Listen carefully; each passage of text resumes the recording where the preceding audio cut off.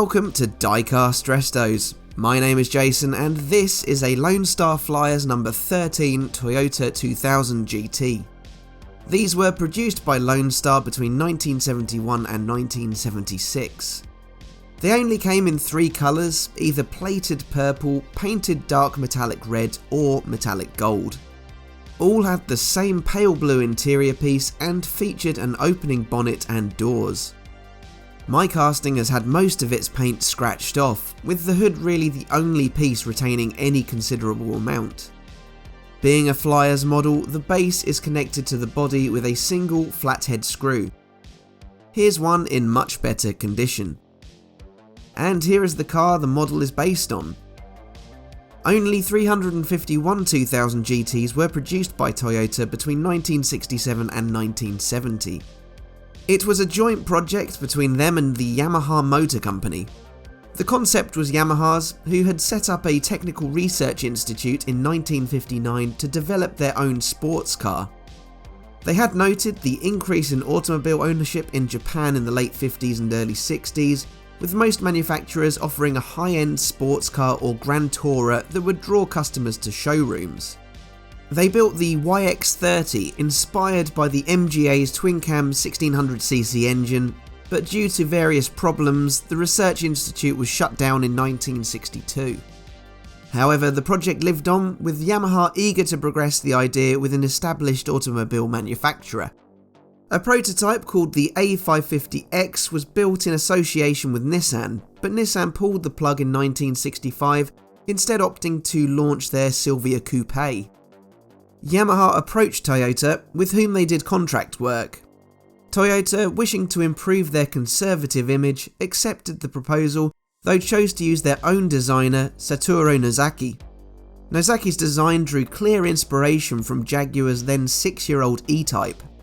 Its low, smooth, flowing bodywork incorporated pop-up headlights, featured minimal bumpers, and had a compact cockpit.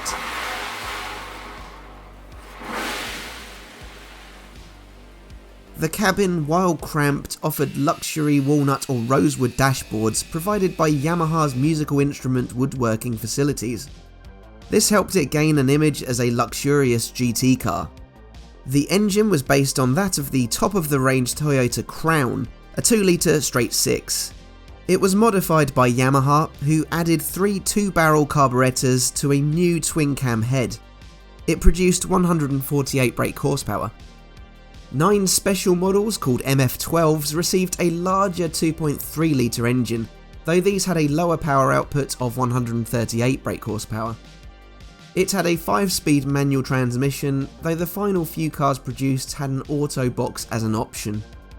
Fitted as standard were a limited slip diff and all-round power-assisted disc brakes, a first for a Japanese car. It was also the first Toyota to feature rack and pinion steering. The first prototype 2000 GT was built in August 1965, 2 years before production commenced.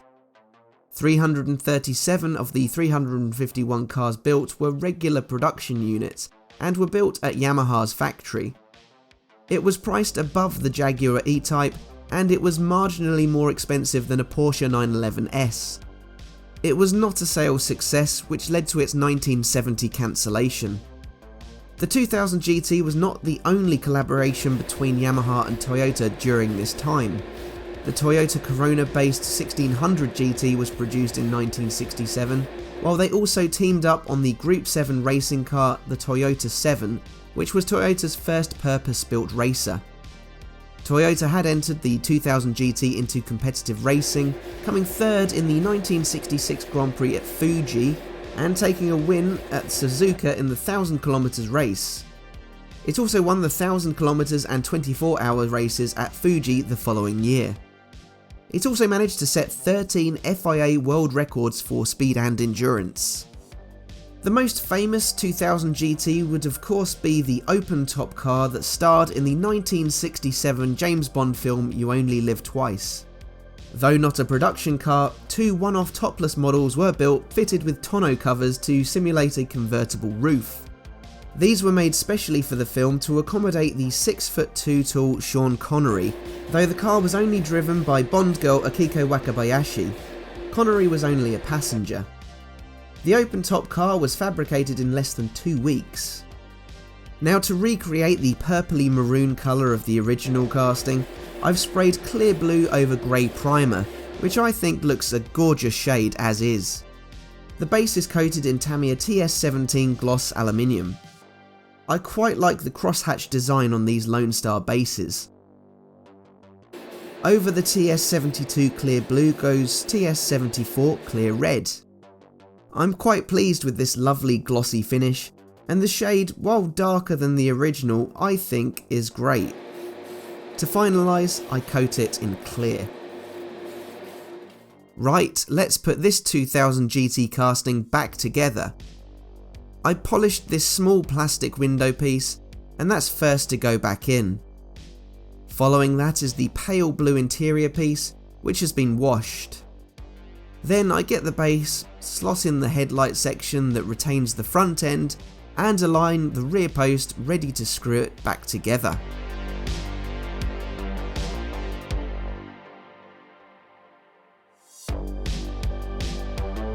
So here's how the Lone Star Flyers Toyota 2000 GT looked before.